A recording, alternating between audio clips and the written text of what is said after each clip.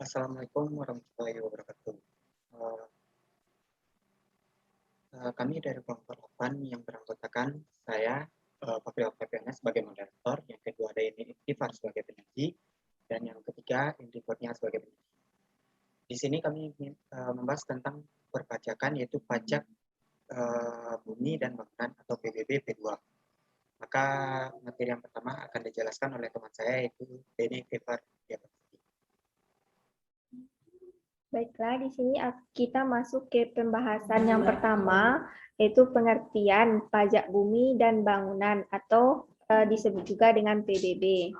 Ini merupakan pajak negara yang dikenakan terhadap bumi dan atau bangunan berdasarkan Undang-Undang Nomor 12 Tahun 1985 tentang pajak bumi dan bangunan sebagaimana telah diubah dengan Undang-Undang Nomor 12 Tahun 1994.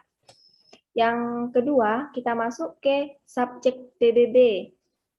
Pemungutan PBB dilakukan oleh pemerintah pusat, PBB P3 dan PBB lainnya, dan pemerintahan daerah PBB P2.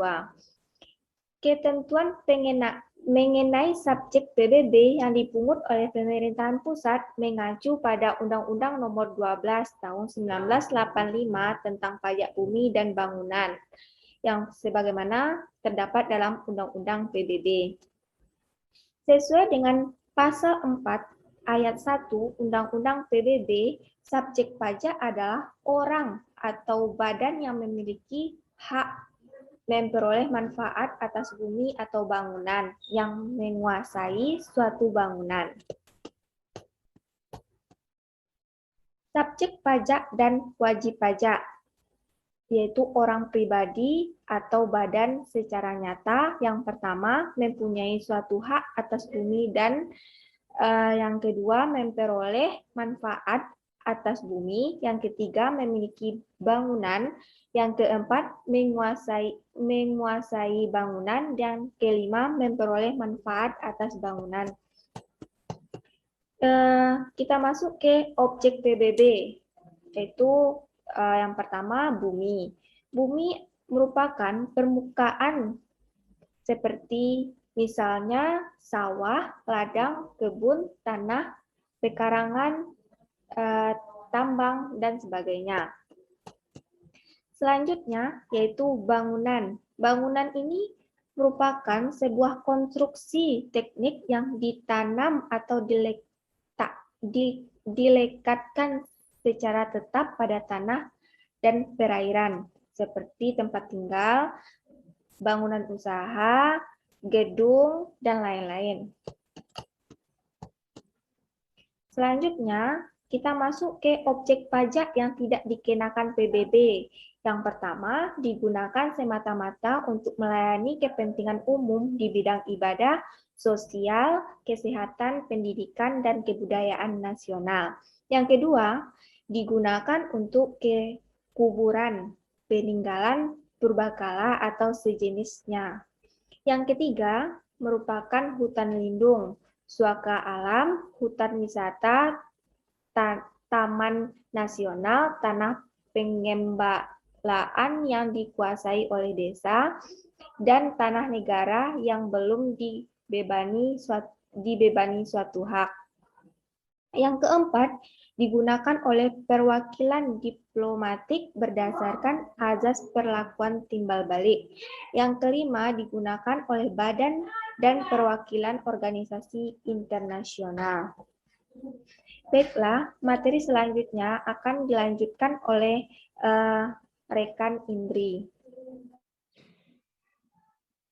Baiklah, saya akan melanjutkan yaitu dasar hukum PBB. Yang pertama, Undang-Undang Nomor 12 Tahun 1994. Yang kedua, Undang-Undang Nomor 28 Tahun 2009.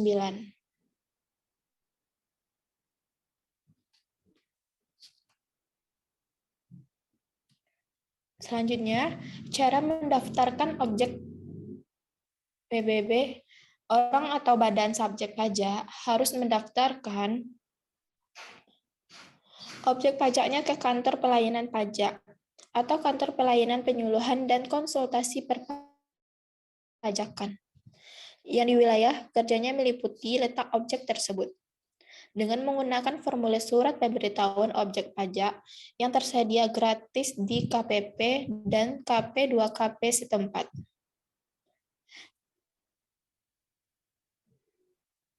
Nah, selanjutnya dasar pengenaan PBB. Dasar pengenaan PBB adalah nilai jual objek pajak atau yang disebut juga NJOP. NJOP ditetapkan per wilayah berdasarkan keputusan Menteri Keuangan dengan mendengar pertimbangan bupati atau wali kota serta memperhatikan hal berikut ini. Yang pertama, harga rata-rata yang diperoleh dari transaksi jual beli yang terjadi secara wajar. Yang kedua, perbandingan harga dengan objek lain yang sejenis yang letaknya berdekatan dan fungsinya sama dan telah diketahui harga jualnya. Yang ketiga, nilai perolehan baru. Yang keempat, penentuan nilai jual objek pajak pengganti. Dan yang selanjutnya akan dilanjutkan oleh Fakri Octavianus. Nah, untuk materi selanjutnya itu nilai jual objek pajak tidak kena pajak atau yang disingkat dari NJOPTKP. NJOPTKP adalah batas NJOP atas bumi dan atau bangunan yang tidak kena pajak. Besarnya NJOPTKP untuk setiap daerah atau kabupaten kota setinggi-tingginya yaitu 12 juta. Dengan ketentuan sebagai berikut. Yang pertama yaitu setiap wajib pajak memperoleh pengurangan NJOPTKP sebanyak 1 kali dalam 1 tahun pajak. Yang kedua, apabila wajib pajak mempunyai beberapa objek pajak, maka yang mendapatkan pengurangannya NJOPTKP ini hanya 1 objek pajak yang nilainya terbesar dan tidak bisa digabungkan dengan objek pajak lainnya. Selanjutnya yaitu daftar perhitungan PBB. Dasar perhitungan PBB adalah nilai jual kena pajak atau NJKP. Besarnya persentase NJKP ini ada beberapa, yaitu yang pertama objek pajak perkebunan adalah 40%, yang kedua objek pajak kehutanan adalah 40%, yang ketiga objek pajak pertambangan adalah 40%, yang keempat objek pajak lainnya di dalam perdesaan dan perkotaan. Yang pertama apabila NJOP-nya lebih dari 1 miliar adalah 40%, dan apabila NJOP-nya kurang dari 1 miliar adalah 20%.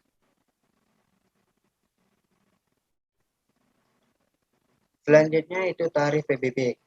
Besarnya tarif PBB ini adalah 0,5%. Untuk rumus perhitungan PBB, yaitu sama dengan tarif dikali NJKP.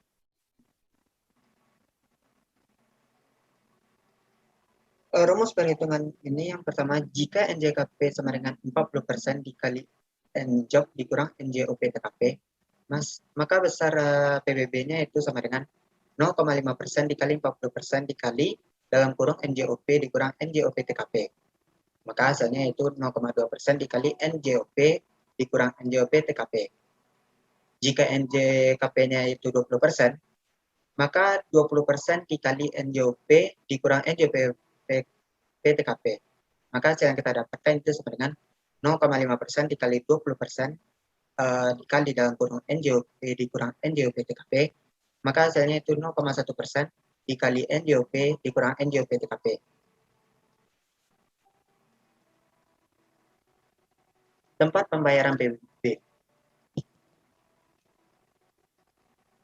Wajib pajak yang telah menerima surat pemberitahuan pajak tentang SPPT atau surat keterangan pajak SKP dan surat tagihan pajak SKP dari KPP Pratama atau disampaikan lewat pemerintah daerah harus melunasinya tempat waktu pada tempat pembayaran yang telah ditunjuk dalam SPT, yaitu bank persepsi atau kantor pos dan giro.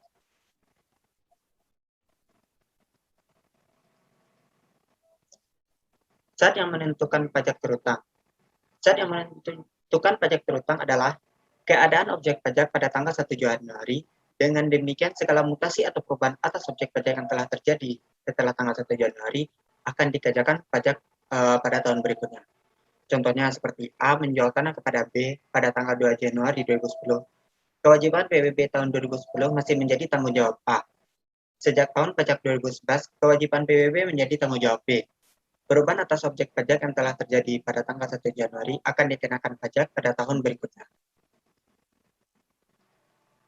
Baik, itu saja materi dari kami, yaitu dari kelompok 8. Jika ada kesalahan, mohon dimaafkan. Assalamualaikum warahmatullahi wabarakatuh.